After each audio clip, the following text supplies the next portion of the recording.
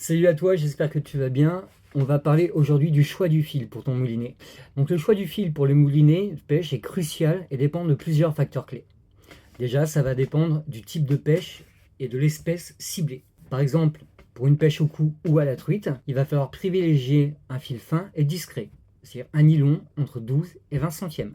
Pour une pêche au lancer, type carnassier ou carpe, opte pour un fil plus résistant. Nylon ou tresse entre 20 et 40 centièmes, voire plus pour les gros poissons. Si tu pêches en mer, c'est-à-dire en surfcasting ou en traîne, il va falloir que tu choisisses un fil très résistant. Tresse ou nylon épais, 35 centièmes et plus.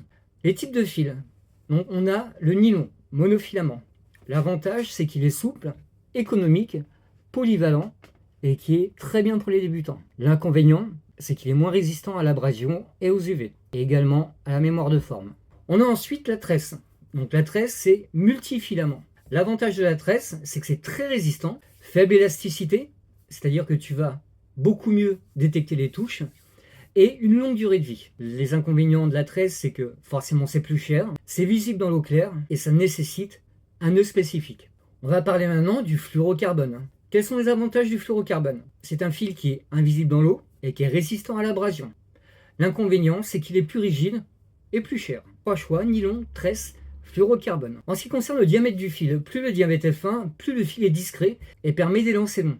Mais il est aussi beaucoup plus fragile. Et au contraire, plus le diamètre est gros, plus le fil est résistant, mais il est aussi plus visible et limite la distance du lancer. Quelles sont les conditions de pêche? En eau claire, il faut que tu choisisses un fil fin et discret, comme le nylon ou le fluorocarbone.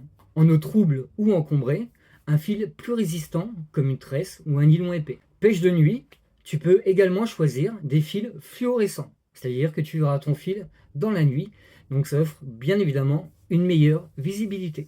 Vérifie régulièrement l'état de ton fil et remplace-le si nécessaire. Si jamais tu t'es fait une tape d'un gros brochet, regarde l'état de ton fluoro, voir s'il n'est pas ébréché ou s'il n'est pas à deux doigts de péter. Utilise un bas de ligne en fluorocarbone pour plus de discrétion.